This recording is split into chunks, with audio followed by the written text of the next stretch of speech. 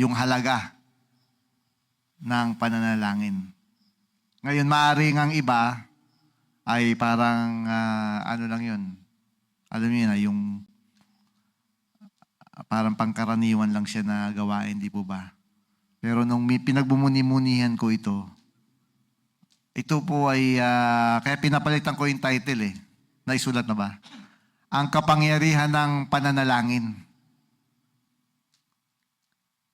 Ang kapangyarihan.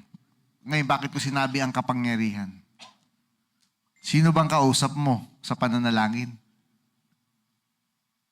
Oh, may load ka ba para makausap mo si Aba? O may wifi ka ba para makausap mo si Aba? O tingnan niyo yun ha. Siya ay lumikha ng lahat ng bagay. At siya ay pumupunta rito. Di ba? Mula dun sa kanyang trono, di ba? Kasi ganito siya eh. Dumadalaw siya sa atin, di ba? Or nag-i-stay siya sa atin. Di ba? Tingnan niyo yung kapangyarihan ng iyon na meron kang libreng access kay Aba. Ano man ang kalagayan mo, hindi man maganda, pero bukas ang pinto sa'yo. Tama ba? Lalo na ikaw ay lahi na pinili. Yada. Kaya yan ang huwag niyong mamaliitin ng inyong sarili. Ang tao kasi, di ba, may kahinaan eh. May mga kahinaan, may pagsasize, di ba, yung mga tao, di ba? Pero si Aba hindi. Hindi ka nililiit ni Aba. Ikaw ay treasured possession.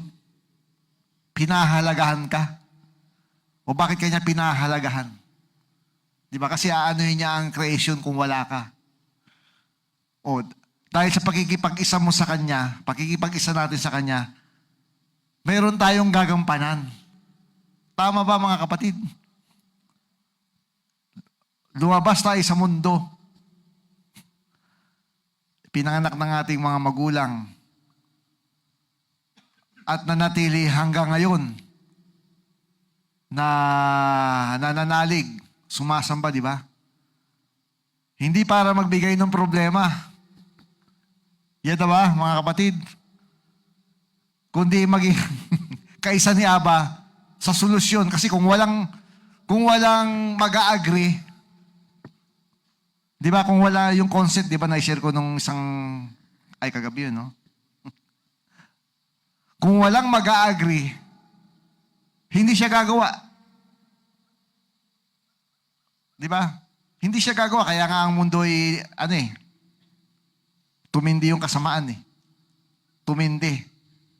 Di ba? Ayos pa kayo mga kabataan dyan? Tumindi yung kasamaan.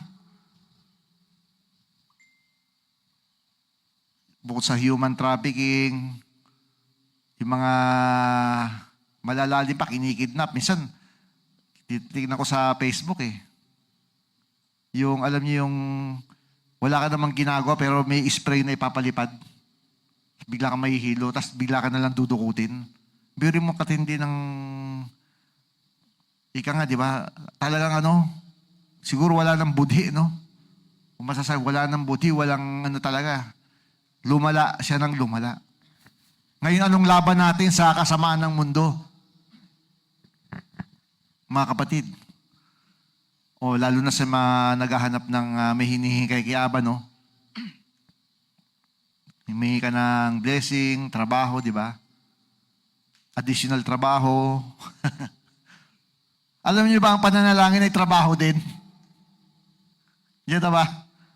Trabaho din ito. At ito'y inuutos. Tatrabahuin mo na sa pananalangin mo, mababago yung takbo ng buhay mo, pati yung takbo ng mundo dahil sa pananalangin. Yada.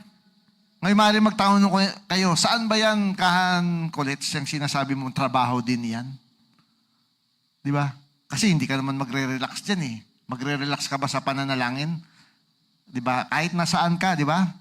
Lalo na nandito sa HOP, mayroon ka talagang yung may marubdob kang Ang tawag dyan ay Eutats. Nagsusumamo. Kaya nga, nasa Torah yun, yung pagsusumamo, di ba? Meron ka talagang, hindi ka tumitigil hanggat hindi mo nakikita yung resulta. Papayag ba tayo na ganito na lang tayo? Papayag ba kayo? Di ba hindi? Di ba mas masaya kung ang iba't ibang lahi ay nandito? Di ba? Lahat may pamasahe. Di ba? O papayag ba kayo na ganito lang, tayo lang yung yung nag-worship? Di ba hindi? Gusto natin na mabibless din yung iba. Lalo na ang iba't ibang lahi sa mundo, di ba? Yung mga hindi nakakilala sa Kanya. Ayan po yun. Kaya masasabi ko talagang trabaho ito. At nakita ko ito sa aklat ni Jeremias. Tingnan po natin, basahin natin. Yan. Sa Jeremias 1 verse 10 sabi, "See, today I appoint you to over nations and kingdoms to uproot and turn down, to destroy and overthrow, to build and to plant." Tingnan ninyo, pag-aaralan natin yung buong libro na yun. Sa panahon ni Jeremias, ay naging palalo, naging ganid ang marami doon. At hindi humahanap. Kasi nakuha na nila yung blessing eh. After ng mga digmaan nila, pinagpala sila, binusog sila. Diba? At meron pa sa Torah na na si Aba ay nagtatampo. Dahil ang gaganda ng bahay nung mga lahing Yasharal, pero yung kanyang bahay ay napabayaan. Kumbaga sa hindi, kasi may mga naluluma dyan hindi nire-renovate, hindi inaayos. Kasi dapat ang unang maayos ay bahay ni Aba. Tama ba mga kapatid? Yan ang unang maganda dapat yung bahay ni Aba. Ganon ang dapat. Di po ba? Kasi siya yung ating hari. Kaya sabi dito kung sa Tagalog, sabi, "Ngayon, ikaw ay inuutusan ko sa lahat ng bansa at sa lahat ng kaharian upang bunutin, upang pabagsakin, upang sirain, upang magtayo at magtanim." Tingnan niyo yung kapangyarihan kasi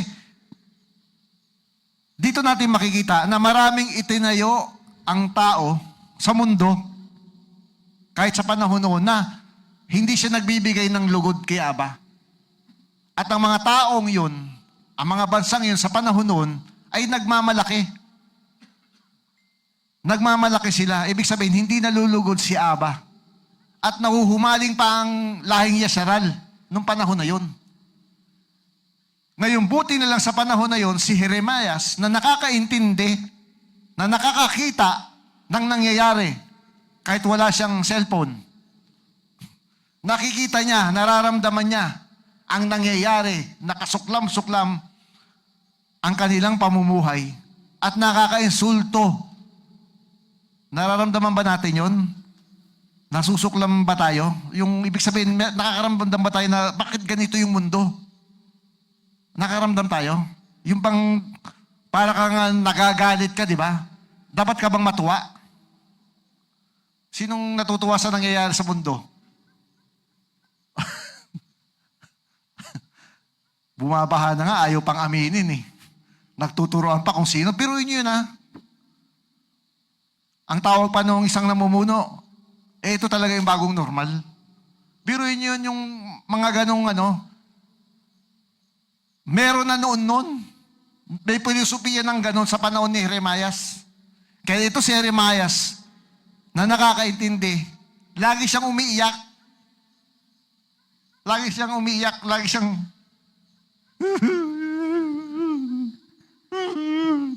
mga lapastangan. Ang tindi ng kanyang hindi niya matanggap. Ngayon, doon siya pinukaw ni Aba. Kasi siya yung namamagitan eh. Kaya talaga, mabigat talaga ang mga namumuno. Kaya kung kayo nasasaway, tayo napapagalitan, okay lang yun.